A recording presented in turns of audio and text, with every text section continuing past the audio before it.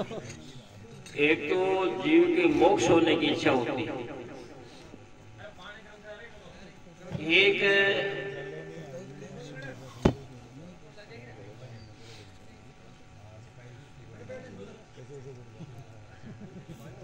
उत्तम जो अधिकारी होता है संतों का, उसको मोक्ष होने की इच्छा होती है, और जगत के प्यासा होते हैं उसको संसार की भोगों की इच्छा होती है।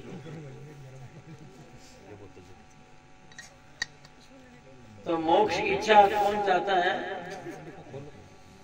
उत्तम अधिकारी। उत्तम अधिकारी वो होता है जिसके पास में ज्ञान की साधन है, उसको मोक्ष की इच्छा होती है। ज्ञान के साधन को, इच्छावान को, साधनवान को मोक्ष की इच्छा होती है। विवेक, वैराग, षड संपत्ति, मुमुक्षुता, ज्ञान का चार शास्त्र, ये जो है उसके पास में तो मोक्ष की इच्छा होती है। और ये साधन नहीं है तो जगत की इच्छा होती है। इसलिए अगर तुम मोक्ष चाहते हो तो गुरु के लो शरण। मोक्ष ज्ञानी और जिज्ञासु चाहते हैं मोक्ष। ज्ञानी तो बहुत होते हैं, ज्ञानी तो बहुत होते हैं। ज्ञान कई प्रकार का होता है। ज्ञान बिना मुक्ति भी नहीं होती। ज्ञान बिना मुक्ति नहीं हुई। आध्यात्मिक ज्ञान का बोध हो तो मुक्ति होती है। आध्यात्मिक ज्ञान की इच्छा हो तो, आध्यात्मिक ज्ञान की इच्छा हो तो मुक्ति होती है, मोक्ष होती है। उधर जाएगी। आध्यात्मिक ज्ञान की इच्छा नहीं हो तो किधर जाएगी? ज्ञानी तो बहुत है, शास्त्रों की ज्ञानी बहुत है, लौकिक ज्ञान की बहुत है, विद्या की ज्ञानी बहुत है। बोले बाबा ने कहा ना, यदि तू मोक्ष चाहता है तो विश्व तातरे आर्जव अक्षमा संतोष समुदम पी सुधा दिन रात रे।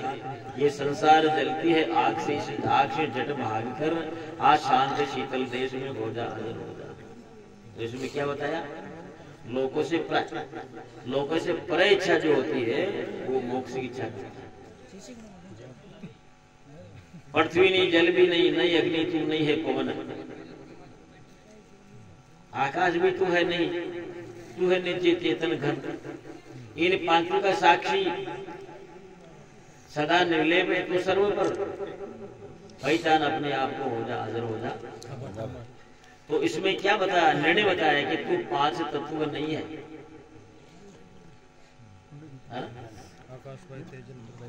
पांच तत्व नहीं है तू, इन तत्वों का दृष्टा है और व्यापकता में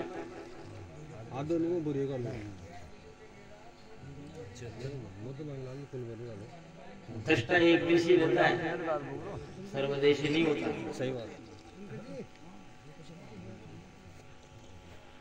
एक देशी दृष्टा एक देशी रहेगा, सर्वदेशी नहीं होता।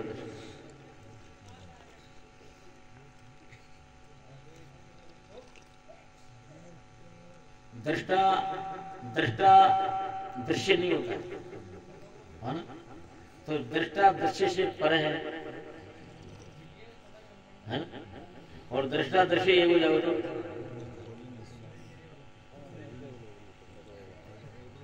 फिर कहीं ज्ञान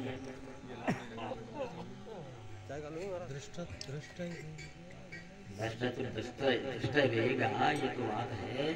लेकिन दृष्टा में दृष्टा दृश्य एक ही हो गया तो फिर कहीं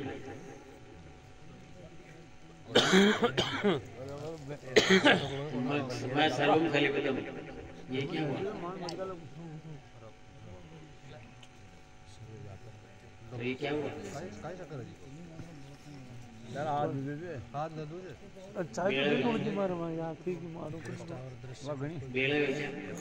तो फिर मुक्ति कैसे होगी? है ही नहीं। ये चाइना ही नहीं, मुक्ति होते ही नहीं ऐसे मुक्ति।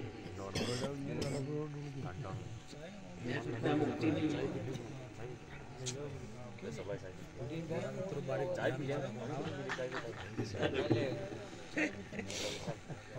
बारीक मैंने कोना बोतल बदलियाची पाहिजे गरम पाणी भाई जगत से छटना पड़ेगा तो मुक्ति होती है। मेरा कहना है हम जगत से छटेंगे नहीं तो मुक्ति नहीं। मुक्त होना तो जगत से छटो। जगत में उड़ते क्यों? आसक्ति का त्याग करो। नहीं, आसक्ति का त्याग, आसक्ति त्याग तो छटना ही हो गया। ये जगत से छटना ही। तो जगत से छटेगा तो मुक्ति होगी।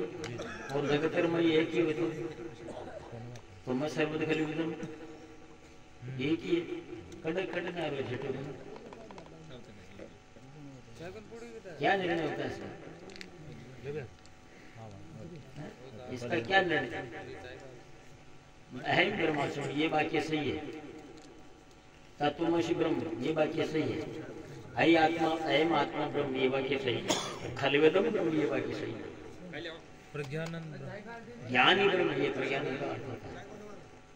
प्रज्ञानंद का मतलब ज्ञान ही ब्रह्म। लेकिन सर्वम खलवेदम ब्रह्म ये ज्ञान। खलवेदम खल यानी संसार पूरा खल में ब्रह्म बना है।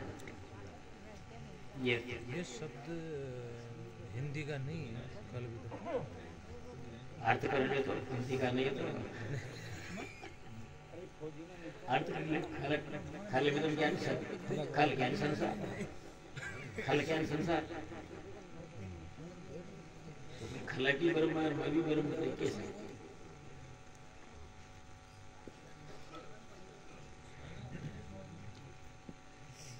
भाई हम छटना चाहिए। मुक्तता के लिए कुछ छटते हैं। जगत की वासना वासना बैठे तो जगत की वासना बैठती है। छटना पड़ता है और छटे नहीं तो मुक्ति कैसे?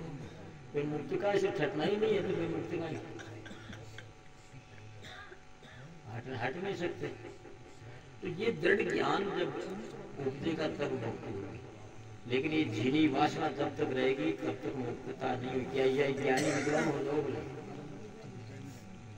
ज्ञानी शास्त्रों का खूब विद्वान हो जाओगे। वेदांत लेकिन ये बारीक वासना जब तक नहीं मिटेगी ना तब तक चाहे वेदांति हो चाहे कोई ज्ञानी मुक्तता नहीं हो। नहीं। और वो थोड़ा सा महाराज वो है कि कई कारण थे कि मुझे मुक्ति हुई। हाँ? मुक्ति हो गई उसकी, ऐसा कुछ है क्या? हाँ? ऐसे उसकी कोई पहचान है या कोई समझ है या कहीं? मुक्ति रेडी रशी से पता चलता है। रेडी दोबारा उसका जन्म मरण है ही नहीं। हाँ? दोबारा उसका जन्म मरण होता ही नहीं है क्या? हाँ नहीं होता। तो उसकी क्या परख है कि भाई उसमें हुआ ही नहीं उसका जन्म? चना का बीज ने भून दो फिर उगाओ, उग जाएगा? नहीं उगेगा। नहीं उगेगा। नहीं उगेगा। क्यों नहीं उगेगा? क्या कारण है? वो बूंद दिया, उसका जो तासीर थी वो खत्म हो गई। क्या तासीर? चना का बीज तो दिखता ही होगी। हाँ, वो तो बीज है तो दिखता है मगर, ना। हाँ बीज तो दिखता है मगर वो उसका जो उगने की जो शक्ति है वो तो खत्म हो तो गई। ये उगने की शक्ति जो हमारी वासना है ये वासना मिट जाती है तो मुक्त होते हैं। तो वो स्वयं को ही पहचान होती है कि भाई मेरा सोम को मुक्त हो।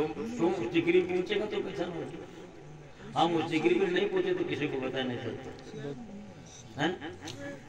डिग्री पर पहुंच जाएगा, पहुंचता है उसी को ज्ञान होगा कि भाई मेरा ये आना जाना मिट गया है। उसको अपने आप को अनुभव हो जाता है और दूसरे को भी कुछ कुछ होता है।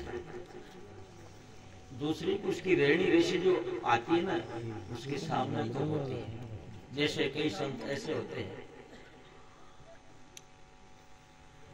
अभी अपन सोते हैं कि जागते हैं कि बैठते हैं कि उठते हैं चलते हैं फिरते हैं तो हमारे दिमाग में अनंत वासनाएं, अनंत प्रक्रिया, अनंत जानकारी उपजती है।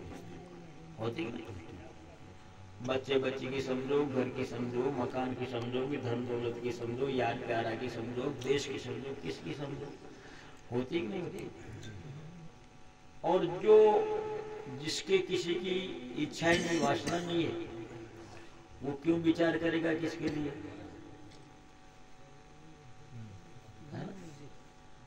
नहीं करेगा। जब उसकी ऐसी निरीक्षा हो जाती है तो ही उसकी निरीक्षा निर्वासन निरीक्षा उसको ऐसा आभास हो जाता है, खुद को आभास होता है। अच्छा, अपन को अपना लक्ष्य है कल सुबह घर बैठे रहना है, एक नहीं